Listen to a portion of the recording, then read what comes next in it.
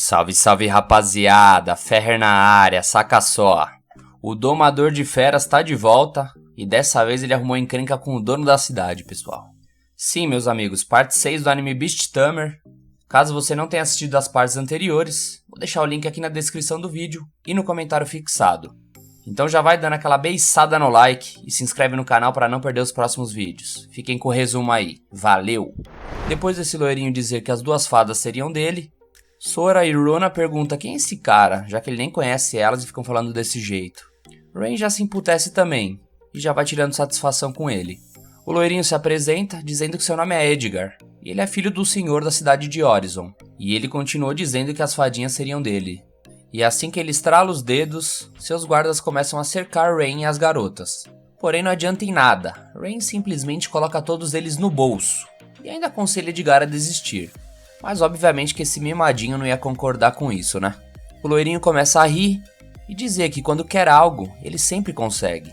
Nisso ele ordena os cavaleiros para que faça reféns, tentando das formas mais sujas conseguir as fadinhas para ele. E ainda diz que esses camponeses não passam de ferramentas, que só servem para serem usados. Nosso protagonista começa a pensar ao seu redor e analisar que todos estão separados e longes um do outro. Então seria um pouquinho mais difícil conseguir atingir todos ao mesmo tempo. As fadinhas até falam para Rain que poderia estar usando magia, mas ele sabe que fazendo isso, todos da cidade descobririam suas identidades. Ele começa a pensar em um modo de proteger os habitantes, Sona e Runa juntos, até que em sua mente ele visualiza diversos selos mágicos. E Rain decide arriscar, ele conjura múltiplas bolas de fogo, fazendo disparos todos ao mesmo tempo.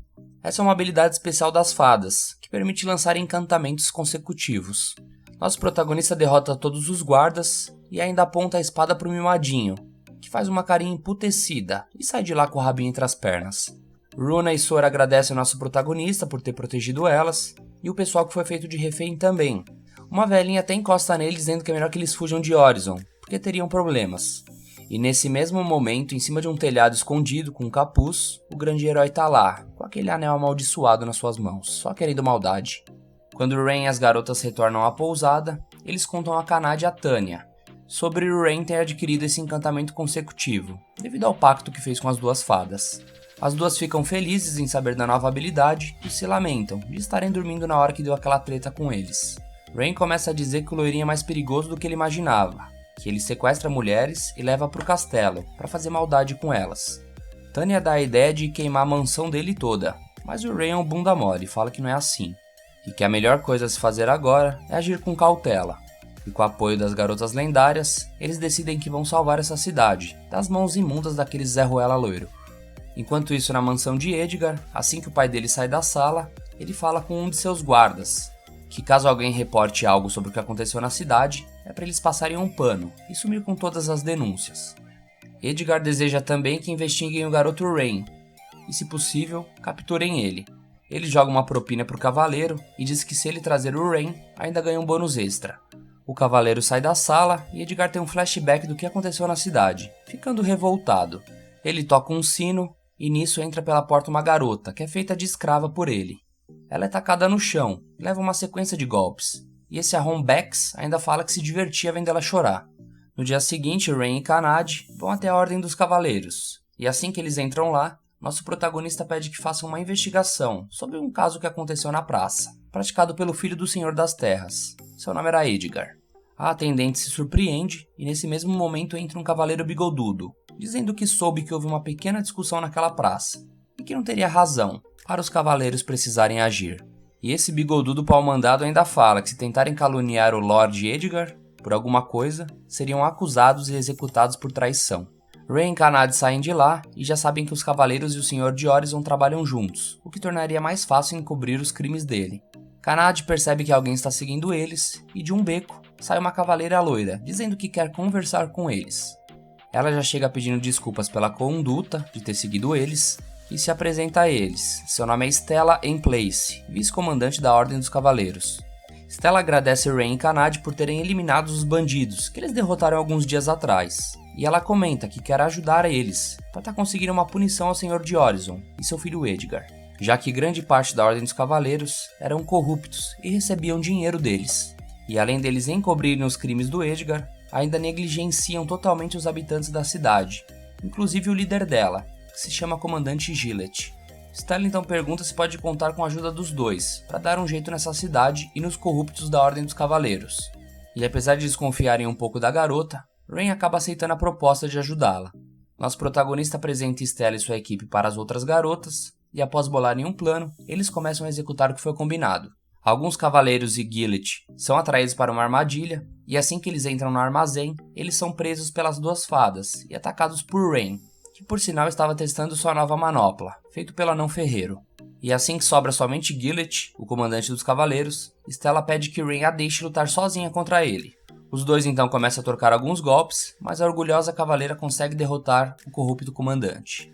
Enquanto isso, na mansão de Edgar, enquanto agride sua escrava, o grande herói disfarçado chega pela janela, dizendo que assim como Edgar, ele também odeia Rain Shroud. O herói entrega o anel amaldiçoado para o rapaz, dizendo que esse item traz a morte ao seu alvo, e que ele poderia usar para acabar com o Rain. Stella, junto de Kanade e Tanya, vão até a mansão de Edgar, pela porta da frente, e diz aos guardas que está lá para inspecionar de forma urgente os domínios do Sr. de Horizon. Os guardas negam a entrada das garotas e ainda por cima chamam reforços. Nisso aparecem dezenas de cavaleiros. E não teve jeito na base da conversa, vai ter que rolar pancadaria. Enquanto Kanade e Tanya invadem a mansão, Rain está no subsolo com as duas fadas. Runa utiliza o encanto buscador de materiais na intenção de encontrar algum fluxo de magia por perto. Dessa forma, conseguiriam encontrar possíveis pessoas sequestradas por Edgar. Runa captou sinais mágicos no andar abaixo deles, e um desses sinais é um poder mágico gigante, que definitivamente não era um humano, igualando até mesmo a força das duas fadas, e fazendo eles desconfiarem, que poderia ser até mesmo uma espécie suprema. Rain, desconfiado, decide que quer verificar a fonte do sinal mágico. As duas até tentam falar que seria perigoso ele ir sozinho, mas depois de receber um cafunézinho, as duas apenas aceitam e diz para ele tomar cuidado. Nosso protagonista começa a procurar o sinal e acaba encontrando uma prisão, e lá estava a garotinha escrava de Edgar, com suas orelhas de raposas e 3 caudas. Ela era uma espécie suprema semideus. O domador chega perto dela e, por conta de receber tantos maus tratos, a garota é bem sensível. Rain cura ela e diz que deseja ajudá-la. O nome dessa garota é Nina e, em lágrimas, dá um abraço de alívio no nosso protagonista. Ela conta para Rain a forma que ela havia sido capturada por Edgar.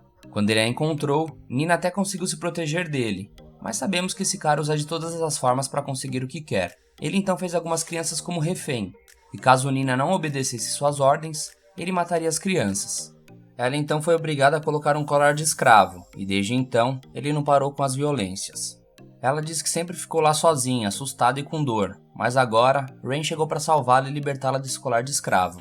De início, ela não deixa ele tentar retirar o colar, pois contém um feitiço muito poderoso nele, mas Rain pede para que ela confie nele, e ele inicia o processo de sobrescrever os círculos mágicos contidos naquele colar. Ele começa a sentir uma dor por conta do feitiço, e Nina fica desesperada vendo isso. Mas na mente de Rain começa a passar todos os poderes e controles mágicos que ele havia recebido das garotas. E assim que ele descobre a forma de cancelar aquele feitiço, ele libera a garotinha raposa. Enquanto isso lá fora, a trocação tá rolando. Mas na real, é que a Tanya tá até desanimada de ter que pegar leve, já que ela tem que esperar o restante do pessoal acabar com as tarefas. Mas logo em seguida, Sora e Runa chegam, para dizer que já concluíram a missão de levar os prisioneiros a um lugar seguro, ou seja, tá liberado acabar com todos eles agora. Stella fala para as garotas para partirem para dentro da mansão, para tá prendendo a família do Senhor das Terras.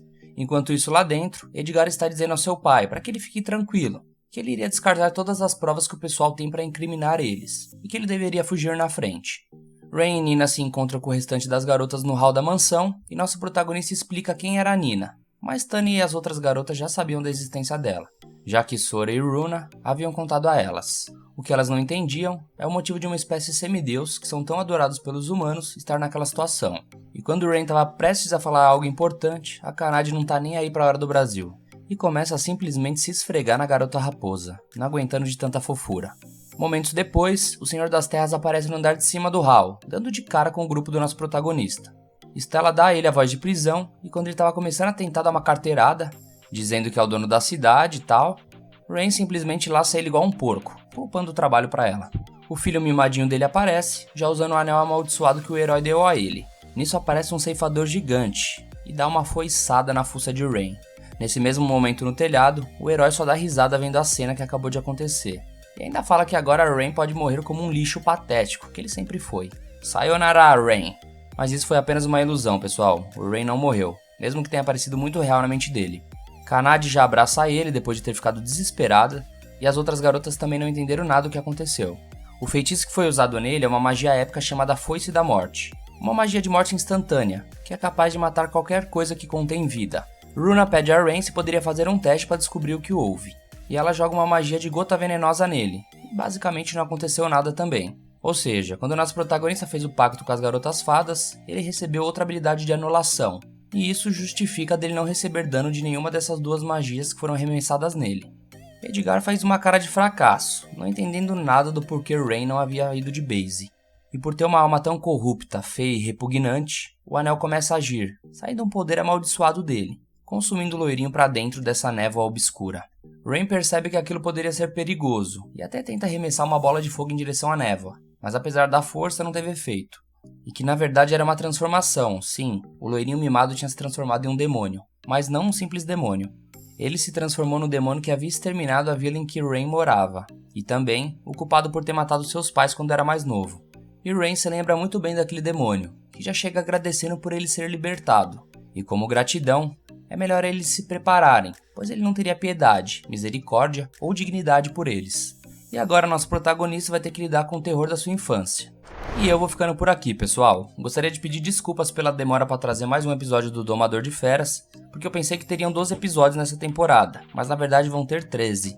Ou seja, galera, o lado bom é que ao invés de essa ser a última parte, vai ter mais uma ainda, porque semana que vem lança o último episódio, então sim, teremos mais uma parte de Beasttamer. E eu vou me retirando, pessoal. Caso tenha gostado do vídeo, não esquece de fortalecer deixando o like e se inscrevendo no canal, me ajuda demais. Então fiquem com Deus, um abraço a todos e valeu, tamo junto!